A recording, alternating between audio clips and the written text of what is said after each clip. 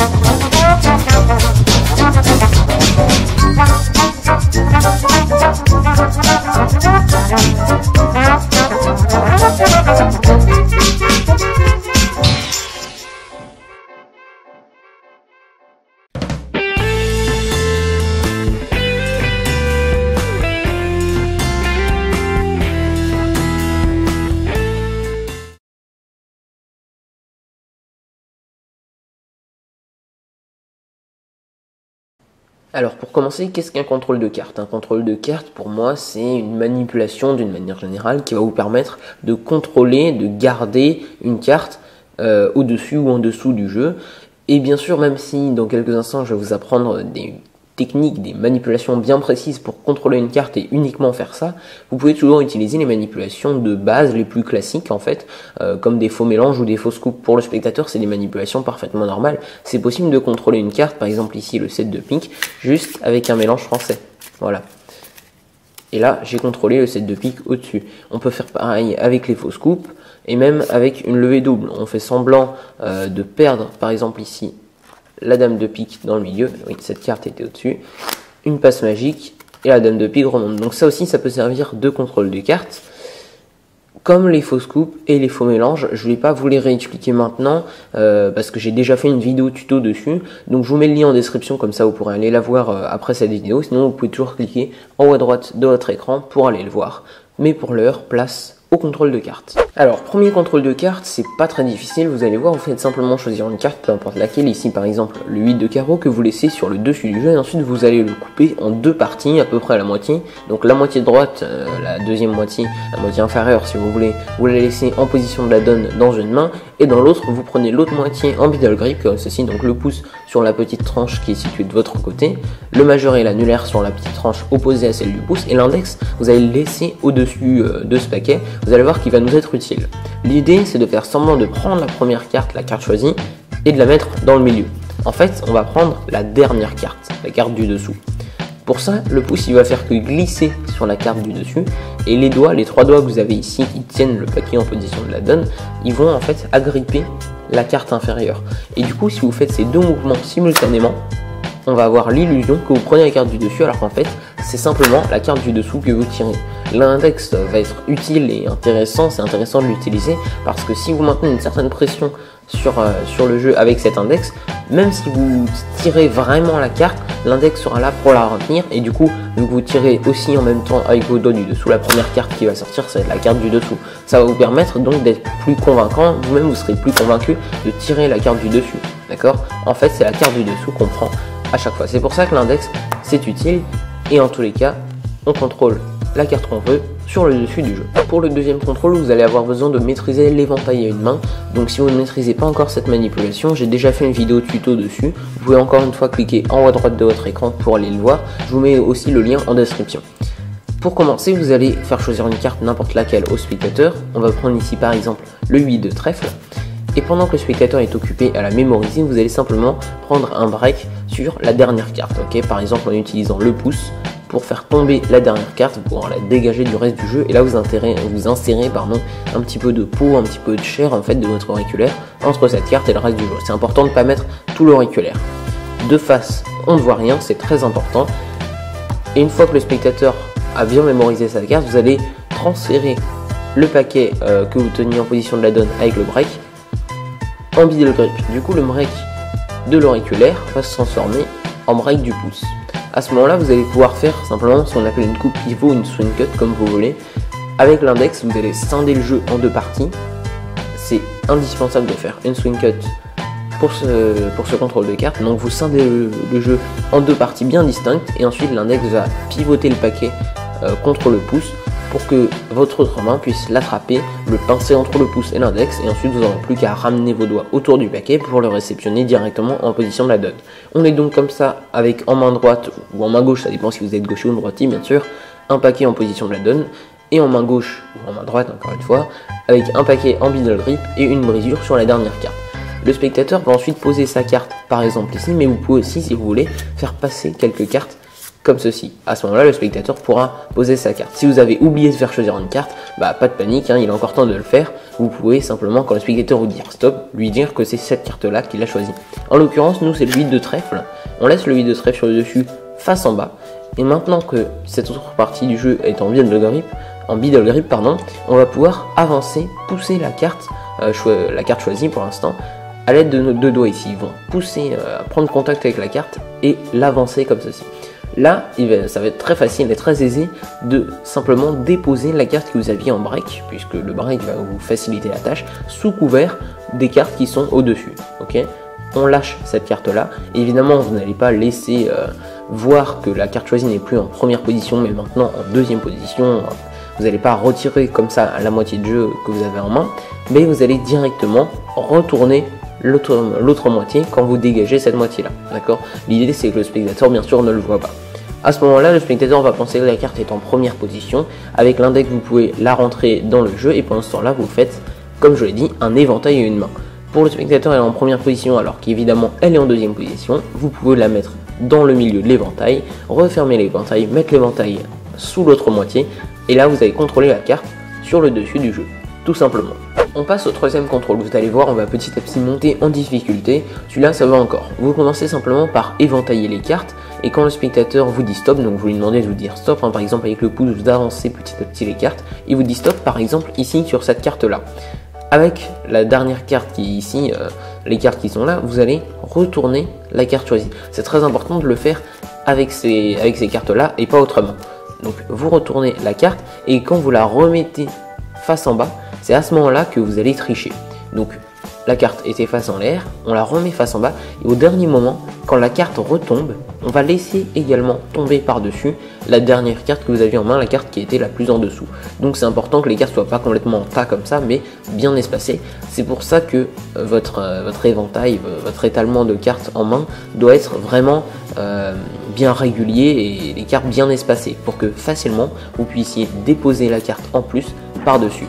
À vous, si vous voulez, de faire diversion, de détourner l'attention du spectateur à ce moment-là, même si ça sera un peu galère, parce que son attention normalement elle est focalisée sur sa carte, mais normalement il n'y a pas de souci, vous déposez simplement par-dessus la carte du spectateur. Vous allez voir avec un tout petit peu d'entraînement, ça va être très très simple. Et à ce moment-là, encore une fois, comme pour le deuxième contrôle, pour le spectateur, la carte qu'il a choisie est en première position, alors qu'en fait elle est déjà en deuxième position.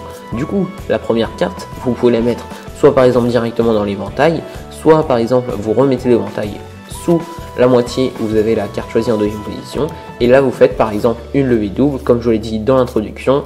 Cette levée double peut également servir de contrôle des cartes. En bref, cette technique va nous permettre d'amener la carte soit en deuxième position, soit de la perdre dans le milieu du jeu alors qu'en fait on la contrôle toujours sur le dessus du jeu. Le quatrième contrôle de carte que je vous apprends aujourd'hui est nettement plus difficile, donc entraînez-vous vraiment avant de le présenter, avant de l'utiliser. Pour commencer, Je vais vous le montrer simplement avec la vue côté magicien sans parler, vous allez voir. On fait par exemple choisir, on montre le set de trèfle. Ici, vous avez choisi le set de trèfle. Et la manipulation qu'il faut faire, c'est celle-ci. Voilà, donc là vous venez de voir en fait le contrôle de carte. Je vais quand même détailler un petit peu. On commence par éventailler les cartes. Quand le spectateur nous arrête, comme pour le précédent contrôle, on s'arrête nous aussi. On montre ici la dernière carte. Donc on va partir du principe que la dernière carte, c'est la carte qu'il a choisie. On lui montre comme ceci. Et en fait, on va donner l'illusion qu'on avance la dernière carte, alors que c'est l'avant-dernière qu'on avance avec le pouce. Du coup, cette dernière carte, c'est assez dur, mais les doigts ici, que vous avez, les doigts de votre main, qui tiennent les cartes que vous avez en éventail, vont pouvoir tirer cette dernière carte vers vous sous l'éventail. Et là où c'est intéressant, c'est que le pouce, puisqu'il avance l'avant-dernière, va pouvoir faire diversion avec cette carte-là. Du coup, pendant ce temps-là, vous allez tranquillement, avec vos doigts, tirer la carte sous l'éventail, derrière l'éventail, et la faire passer carrément en dessous, complètement en dessous du jeu. Pendant ce temps-là, vous rassemblez toutes les cartes, et la soi-disant carte choisie qui dépasse, vous la mettez en plein milieu du jeu. Pour le spectateur, elle est perdue dans le milieu du jeu, alors qu'en fait, elle est en dessous du jeu. Donc cette technique va vous permettre de contrôler la carte sur le dessous du jeu. Je récapitule quand même une fois. On éventaille, le spectateur nous dit stop ici. On part du principe que sa carte choisie, c'est le 5 de carreau. On lui montre comme ceci. Et le pouce avance l'avant-dernière carte, pendant que les autres doigts tirent la dernière et la font passer sous le jeu, tout simplement. Encore une fois, ça va vous demander de l'entraînement, je ne peux pas vous expliquer plus que ça, il suffit juste de s'entraîner et faites attention aux angles de vue des spectateurs. C'est très important de faire attention aux angles de vue. Voilà, on passe maintenant au 5e contrôle. Comme pour le précédent contrôle, vous allez devoir faire très attention aux angles de vue du public quand vous allez utiliser ce contrôle. Donc entraînez-vous bien devant une caméra ou un miroir, c'est encore mieux si vous avez un miroir multiface, comme ça vous pourrez voir ce que ça donne sur les côtés. Bref, entraînez-vous vraiment beaucoup avant d'utiliser ce contrôle et faites attention aux angles de vue des spectateurs. Faut pas qu'ils soient trop au-dessus, trop en plongée, sinon ils vont voir, mais en même temps pas trop en dessous, pas trop sur le côté. Donc à vous de trouver un juste milieu et à vous de vous placer aussi par rapport au public. On commence par faire choisir une carte n'importe laquelle. Ici, par exemple, on va prendre l'As de cœur. Si elle était déjà choisie, pas de souci. Si vous veniez de l'utiliser dans un tour, si vous veniez de la contrôler pour une routine de cartes ambitieuses, par exemple, vous la mettez directement à peu près dans le milieu du jeu, comme ça. Out jog, pas plus de la moitié de la carte ne doit dépasser du jeu, c'est très important. Donc vous la faites dépasser un petit peu, et à ce moment-là, vous allez masquer cette carte qui dépasse à l'aide de votre main. L'idéal, c'est si la tranche ici de la carte est au niveau de votre majeur, d'accord? La carte masque en fait l'ensemble du jeu, si les spectateurs sont bien placés par rapport à vous, à ce moment-là, ils ne voient plus rien. Et c'est important qu'ils ne voient pas, surtout pas, la carte du dessus, pas du tout le dessus du jeu. Le pouce va simplement venir tirer, avancer la carte supérieure, comme ceci. Et c'est là toute l'astuce, parce qu'ensuite, vous allez pouvoir donner l'illusion que c'est qu'une seule et même carte que vous sortez du milieu du jeu, alors qu'en fait, c'en est deux. Là, on a l'illusion, que la première carte, c'est l'As de cœur, alors qu'en fait, c'était la deuxième. On peut facilement ensuite la faire remonter. Je vais maintenant vous détailler un peu plus ce contrôle. On fait choisir une carte qu'on met out jog dans le milieu du jeu, pas plus de la moitié de la carte ne doit dépasser, comme ça à peu près. Ensuite, on masque l'ensemble à l'aide de notre main avec la tranche à peu près au niveau du majeur. Le pouce avance la première carte et va exercer une pression sur cette carte là, et du coup maintenant sur la carte inférieure, la véritable carte choisie qui est dans le milieu, pour que même quand vous allez continuer à tirer, les deux cartes s'alignent parfaitement, elles soient parfaitement égalisées, et on a l'impression, l'illusion que vous avez une seule et même carte en main. C'est important aussi, les doigts qui sont derrière, il faut qu'ils soient bien positionnés pour bien serrer et bien maintenir les deux cartes comme si ça n'en était qu'une seule, et là on les retourne toutes les deux en même temps. Voilà, une dernière fois, on avance la carte choisie, on masque, on avance à l'aide du pouce, on maintient une bonne pression sur les cartes pour les maintenir ensemble, bien collées, bien égalisées. On sort complètement les cartes et directement on les retourne, et là voilà, on peut terminer comme si on avait fait comme si on avait commencé une levée double, si vous voulez. Et voilà pour ce 5e contrôle.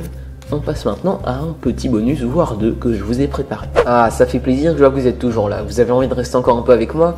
Je sens que vous voulez du bonus. Vous voulez du bonus? Ça tombe bien, c'est prévu. Vous avez vu que dans les contrôles de cartes que je vous ai appris, principalement, on contrôlait la carte choisie, par exemple, sur le dessus du jeu. Il y a une fois où on a contrôlé sur le dessous du jeu, mais il se peut que dans un tour de magie où il vous est indispensable de contrôler la carte sur le dessous du jeu, vous vous trompiez de contrôle et du coup vous la contrôlez au-dessus, ou alors vous avez oublié le contrôle pour transférer la carte sur le dessous, ou inversement d'ailleurs, si vous avez besoin de la contrôler au-dessus mais que vous allez la contrôler en dessous, si vous vous en rendez compte trop tard, terminez quand même votre contrôle, vous allez pouvoir utiliser la technique que je vous apprends tout de suite, vous allez voir, elle est extrêmement utile. On part du principe que vous voulez faire descendre la carte du dessus, que vous voulez la faire passer en dessous. Vous commencez par prendre simplement une brisure, un break, et là vous êtes en position de la donne. Vous allez transférer ce paquet en Beedle Grip, mais pas vraiment, juste la moitié. Vous coupez en même temps à la moitié, et vous transférez donc la brisure de l'auriculaire à la brisure au pouce, comme ceci. On est en Beedle Grip avec le paquet qui a la carte braquée, et dans l'autre main, on est en position de la donne. Ce paquet en position de la donne, vous allez juste l'amener au-dessus de l'autre paquet, au-dessus de la brisure, en conservant la brisure. C'est pas grave si vous transférez, enfin si vous reprenez le break à l'auriculaire, si comme moi vous trouvez ça plus confortable, faites-le, il n'y a aucun souci. Et là vous l'avez compris, vous avez juste à couper au break pour faire descendre la carte que vous vouliez descendre. On va recommencer, mais en partant du principe cette fois que la carte qui est en dessous, vous voulez la faire passer au-dessus. Pareil, on commence par la briquer, on transfère en Beedle Grip, là on coupe mais un peu différemment, on fait une coupe pivot. On transfère donc dans l'autre main en position de la donne. Là vous allez déposer juste la carte que vous aviez en break très facilement sur ce paquet là. Et vous remontez l'ensemble pour contrôler, pour remonter la carte que vous vouliez sur le dessus du jeu.